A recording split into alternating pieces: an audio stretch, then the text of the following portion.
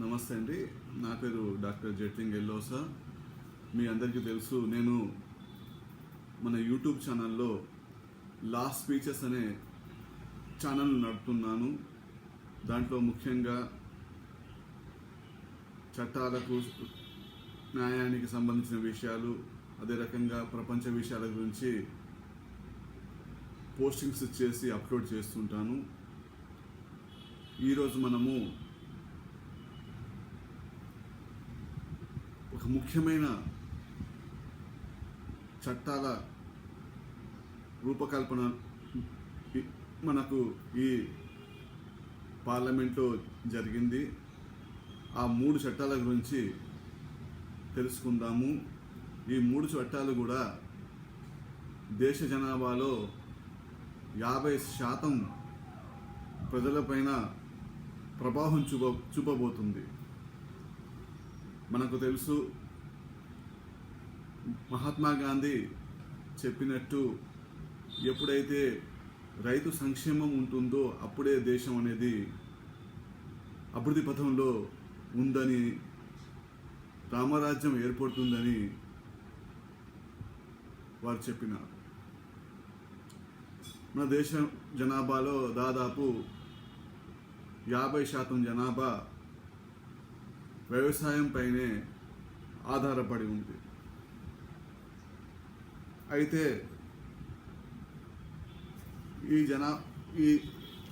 ఈ వ్యవసాయం అనేది అతి ప్రాచీనమైన వృత్తి.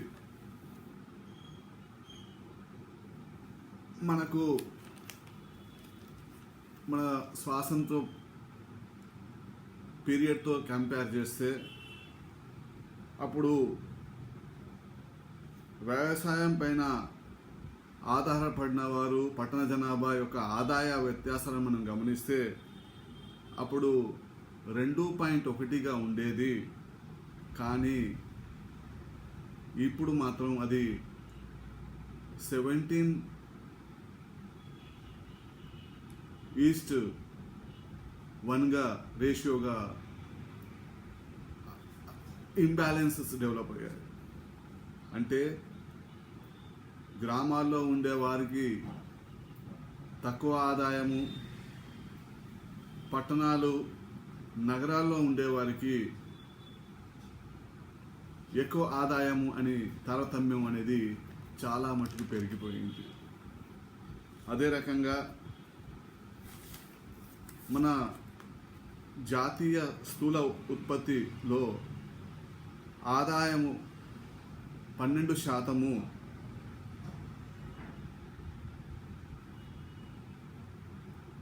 పెట్టుబడులు మాత్రమే మనము వ్యవసాయంపై కేటాయిస్తున్నాము. అదే రకంగా ఆదాయంలో కూడా వ్యవసాయ ఆదాయం కూడా చాలా తక్కువగా ఉందని చెప్పుకోవడంలో మనకు చాలా బాధాకరమైన విషయం. అదే కాకుండా 1967 తర్వాత ఏదైతే మన దేశంలో గ్రీన్ రెవల్యూషన్ విప్లవం వచ్చిందో దానివల్ల అనేక మార్పులు జరిగాయి. అదే రకంగా మన దేశంలో వైట్ రెవల్యూషన్ కూడా వచ్చింది. అంటే పాడి పరిశ్రమలు అనేది కూడా 1970 తర్వాత జంపింగ్ స్టేజ్లో మనకు కనబడుతుంది. అయితే మనము ఈరోజు వరకు మనము ఉత్పత్తి చేసే ఆహార ఉత్పత్తుల్లో కేవలము 5% మాత్రమే మనం ప్రాసెసింగ్ చేస్తున్నాము. అదే మనము అభివృద్ధి చెందిన దేశాలైనటువంటి అమెరికా, కెనడా, యూరోపియన్ దేశాలను గమనిస్తే అక్కడ రైతులు 50% తాము ఏదైతే ఉత్పత్తి చేస్తారో దాన్ని వాళ్ళు ప్రాసెసింగ్ కూడా చేస్తున్నారు. అయితే ఇప్పటికి కూడా మనం స్వాతంత్రం నాటి పరిస్థితులే మన వ్యవసాయ రంగంలో కనబడుతున్నాయి. అక్కడక్కడ కొంత మోడర్నైజేషన్ ఉన్నా కూడా బేసిక్గా అయితే పెద్దగా మార్పులు అనేది లేవనే చెప్పుకోవచ్చు. దీని గురించి ఇప్పుడున్న ఎన్డీఏ గవర్నమెంట్ తన మేనిఫెస్టోలో కూడా పేర్కొంది ఏంటంటే, మళ్ళీ వాళ్ళు అధికారంలోకి వస్తే రైతుల ఆదాయాన్ని మేము డబుల్ చేస్తాము అని వారు ఒక ప్రామిస్ కూడా ఇవ్వడం జరిగింది. దానికి అనుగుణంగా ఈరోజు ఎన్డీఏ గవర్నమెంట్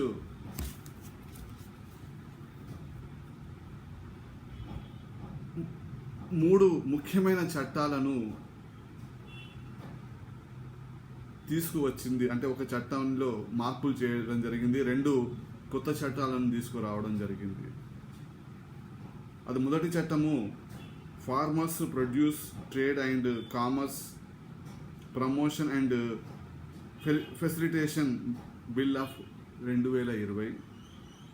రెండవది farmers empowerment and protection agreement of price assurances and farm services bill of 2020.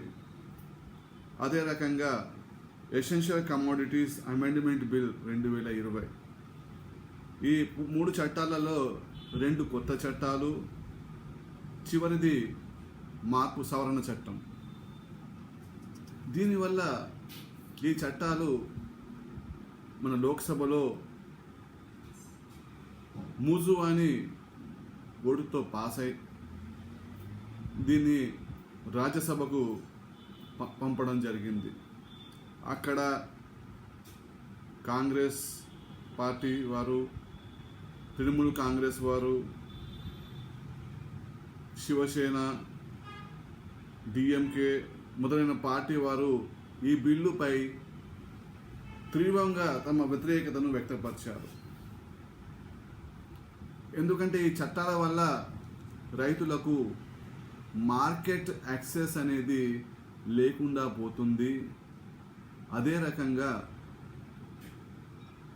Minimum price support system ఏదైతే మన రైతులకు కేంద్ర ప్రభుత్వం అందిస్తుందో అది కూడా లేకుండా పోతుంది అని వారు ఈ బిల్లులపై తీవ్రంగా వ్యతిరేకించడం జరిగింది. దానివల్ల రాజ్యసభలో ఈ పార్టీలకు సంబంధించిన వారు పెద్ద గలాటా కూడా చేయడం జరిగింది. డిప్యూటీ చైర్మన్ వారి దగ్గరికి వెళ్ళి అక్కడ వారి మైక్ను ధ్వంసం చేసే ప్రయత్నము, రూల్ బుక్ను చింపడము, వారిపై విసిరేయడం లాంటి పరిస్థితులు అక్కడ ఉత్పన్నమయ్యాయి. చివరికి అది అక్కడ కూడా మూజువాని ఓటుతో ఈ బిల్లులు పాస్ చేయడం జరిగింది. దాన్ని ఈ ప్రతిపక్ష పార్టీలు తీవ్రంగా వ్యతిరేకిస్తున్నాయని మనకు అందరికీ తెలుసు. సరే, అది ఆ విధంగా ఉంటే అసలు ఈ కొత్త చట్టాల వల్ల మన రైతులకు ఎటువంటి ఫెసిలిటీస్ ఉంటాయి అనేది కూడా మనము ఇక్కడ చర్చించుకోవాలి. ముఖ్యంగా మనం ఒకటి ఇక్కడ గమనించేది ఏమిటంటే 2009 నుండి 2014 వరకు ఏదైతే మన్మోహన్ సింగ్ గవర్నమెంట్ మన దేశంలో పరిపాలించిందో అప్పుడు బడ్జెట్లో 8.5 వ్యవసాయానికే పెరుగుదలతో అది కేటాయించడం జరిగింది. అదే ఎప్పుడైతే నరేంద్ర మోడీ గారు 2014 సంవత్సరంలో ప్రధానమంత్రి అయ్యారో బడ్జెట్లో 38.8% పెంచుతూ వ్యవసాయానికి కేటాయింపులు చేయడం జరిగింది. అదే కాకుండా వారు చెప్పినట్టు వ్యవసాయంలో నవీన పోకడలు తీసుకొస్తామనేది దృఢ సంకల్పం కూడా ఇక్కడ ఇప్పుడు ఉన్న ప్రభుత్వానికి ఉంది అని చెప్పడంలో సందేహం లేదు. అంటే ఈ బిల్లులో ముఖ్యంగా మండీ మార్కెట్స్ అంటే వ్యవసాయ ఉత్పత్తులను రైతులు తప్పనిసరిగా మార్కెట్కు తీసుకొని పోవడం, అక్కడ దళారీలను వారి ప్రొడక్ట్స్ను తీసుకోవడం, దానిపైన వారి కమిషను 2.5% కమిషన్ తీసుకోవడం లాంటిది. దానివల్ల వారు ఎన్నో కష్టాలను ఎదుర్కొంటున్నారు. దీనికి వల్ల రైతులకు నష్టాలు జరుగుతున్నాయి. అదే రకంగా మినిమం ప్రైసెస్లో కూడా హెచ్చు తగ్గులు అనేది ఇక్కడ మనకు కనబడుతుంది. దీన్ని కాకుండా ఈ కొత్త చట్టాల వల్ల రైతులకు ప్రయోజనాలు అని మనం ఆలోచిస్తే, ముఖ్యంగా రైతులు తమ వ్యవసాయ ఉత్పత్తులను మార్కెట్లోనే కాకుండా బయట కూడా నేరుగా అమ్ముకునే అధికారం కలిగి ఉంటారు. ఇది ఒక విప్లవాత్మకమైన స్టెప్ అని మనం పేర్కొనవచ్చు. అదే రకంగా మన రాజ్యాంగం మనకు అధికరణం 301 నుండి 307 వరకు ఇంటర్స్టేట్ కామర్స్ అండ్ ఇంటర్కోర్స్ అనేది ఒకటి రాజ్యాంగపు హక్కుగా కల్పించింది. అయితే ఇప్పటి వరకు వ్యవసాయానికి సంబంధించింది అయితే ఒక రాష్ట్రం యొక్క ఉత్పత్తులను అదే రాష్ట్రంలో అమ్మాలనే నిబంధనలు ఉన్నాయి. కానీ ఈ కొత్త చట్టాల వల్ల ఒక రాష్ట్రం ఉత్పత్తులను అదే రాష్ట్రంలోనే కాకుండా ఇంటర్స్టేట్ అంటే వేరే రాష్ట్రాలలో కూడా అమ్ముకునే అధికారము రైతులకు లభిస్తుంది. అదే రకంగా రైతులు తమ కోరుకున్న కంపెనీలకు కూడా ఇది తమ ఉత్పత్తులను అమ్మే అధికారము కలిగి ఉంటారు. అయితే ఇంకో ముఖ్యమైన విషయం ఏమిటంటే ఆన్లైన్ అగ్రికల్చర్ను కూడా, అంటే అగ్రికల్చర్లో కూడా digitalization process, e-commerce companies Amazon, Flipkart, eBay లాంటి సంస్థలు ఏ రకంగా వ్యాపారంలో ఉన్నాయో అటువంటి సంస్థల ద్వారా కూడా తమ ఉత్పత్తులను అమ్మే అధికారాన్ని ఈ రైతులకు ఈ చట్టాల ద్వారా కల్పించబడ్డాయి. అయితే మరి ఒక ముఖ్యమైన విషయం ఏంటంటే దేశాల్లో విదేశాల్లో కూడా అమ్మే అధికారాన్ని ఈ చట్టం కల్పిస్తుంది అని చెప్పడంలో సందేహం లేదు. మరి ఒక విషయం ఏమిటంటే మన దేశంలో కాంట్రాక్ట్ ఫార్మింగ్కు కూడా అవకాశము ఈ చట్టాల ద్వారా కల్పించబడినాయి. అంటే రైతులు తమకున్న వ్యవసాయ భూములలో కాంట్రాక్ట్ ద్వారా, అంటే వేరే పెద్ద పెట్టుబడిదారుల కంపెనీలకు వారి అగ్రిమెంట్ అనుసారంగా వారు చెప్పినట్టు పంటను ఉత్పత్తి చేసి మళ్ళీ వారికే అమ్మే అధికారం కూడా రైతులకు కల్పించబడ్డాయి. సో ఈ విషయంలో కొంత సందేహాలు కూడా ఉన్నాయి. ఎందుకంటే కాంట్రాక్ట్ ఫార్మింగ్ అది రైతులకు నష్టం కలిగిస్తుంది అనేది కూడా కొంతమంది నిపుణులు కావచ్చు, మరియు కొన్ని పార్టీలు కావచ్చు చెప్తున్నాయి. కానీ మనము పౌల్ట్రీ ఇండస్ట్రీని చూస్తే అక్కడ 66% పౌల్ట్రీ మన దేశంలో ఏదైతే ఉందో అది కాంట్రాక్ట్ పౌల్ట్రీ ఇండస్ట్రీగానే ఉంది అని చెప్పడంలో సందేహం లేదు. అదే రకంగా మిల్క్ ఇండస్ట్రీలో కూడా కాంట్రాక్ట్ ఫార్మింగ్ అనేది మనకు స్పష్టంగా కనబడుతుంది. ఈ కాంట్రాక్ట్ ఫార్మింగ్ వల్ల రైతులకు కొత్త టెక్నాలజీస్ అవైలబుల్ వచ్చే అవకాశం ఉంది. ఎందుకంటే ఏదైతే పెద్ద కంపెనీస్ ఎప్పుడైతే తమ ఇన్వెస్ట్మెంట్స్ను పెడుతున్నారో ఉత్పత్తిని కూడా అదే రకంగా చేద్దామని వారు అనుకుంటారు. వారు కొత్త టెక్నాలజీస్ను కూడా ఇంట్రడ్యూస్ చేసే అవకాశము అనేది ఉంటుంది. అయితే ఏ చట్టం తీసుకొచ్చినా కూడా కొత్తగా ఉంటే కొంత భయం అనేది మనకు ఉంటుంది.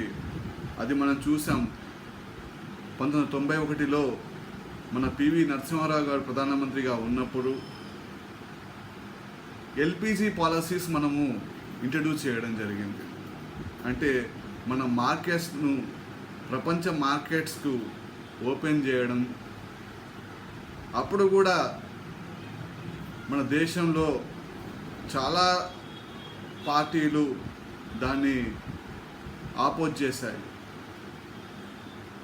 కానీ ఇప్పుడు మనం పరిశీలిస్తే ఎల్పిజి పాలసీస్ వల్ల మన దేశానికి లాభమే అవుతుంది కానీ నష్టం అనేది లేదు అని మనము రూఢిగా చెప్పుకోవచ్చు. మన ఎగుమతులు చాలా మట్టుకు పెరిగాయి.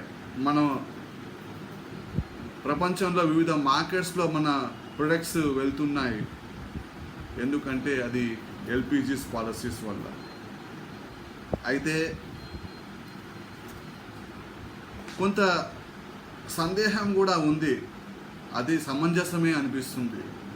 ఈ కొత్త చట్టాల వల్ల సన్నకారు చిన్నకారు రైతులపై చాలా ప్రభావం చూపెడుతుంది అనేది కూడా ఒక వాదన ఉంది.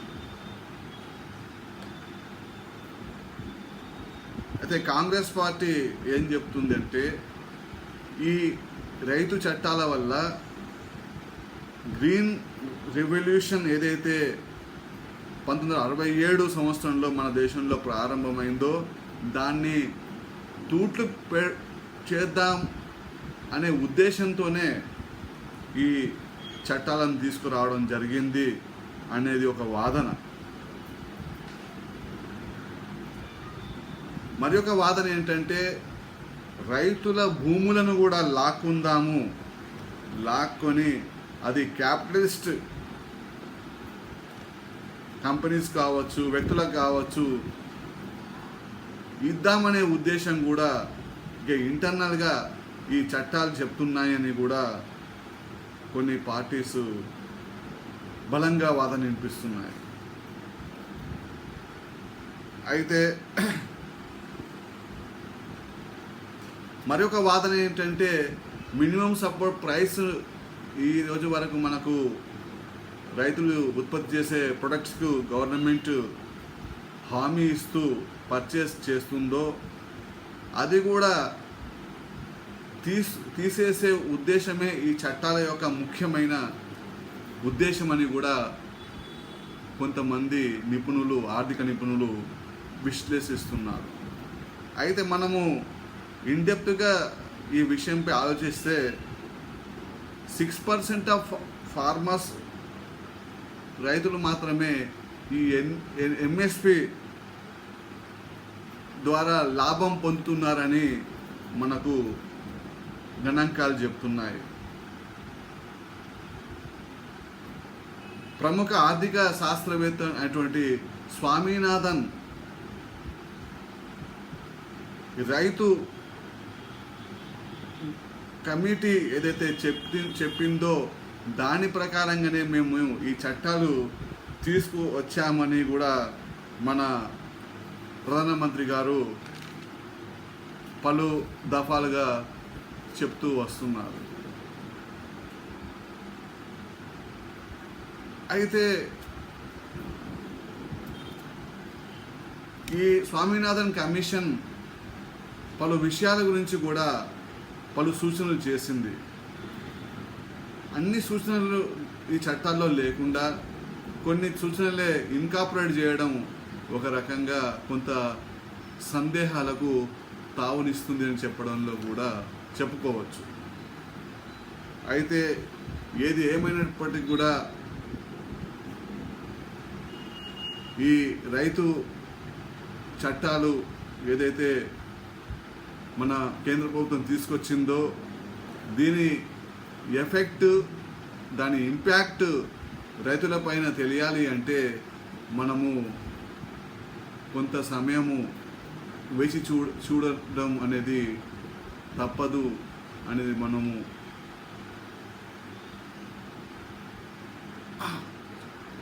అదే కాకుండా ఎప్పుడైతే రైతులు సుభిక్షంగా ఉంటారో అప్పుడే మన దేశ కూడా సుభిక్షంగా ఉంటుందని మనమందరము మనకందరికీ తెలిసిన విషయం.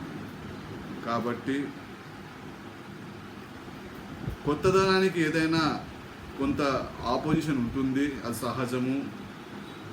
ఇది కూడా ఫార్మర్స్కు కొత్తగా తెచ్చిన చట్టాలు స్వాతంత్రం అయినప్పటి నుండి ఇటువంటి చట్టాలు తీసుకురావడం జరగలేదు కాబట్టి కొంత ఆపోజిషన్ అనేది స్ట్రాంగ్గా వస్తుంది. కానీ కాలక్రమేణా అది రూపుమాపుతుంది అని చెప్పడంలో సందేహం లేదు. ధన్యవాదాలు.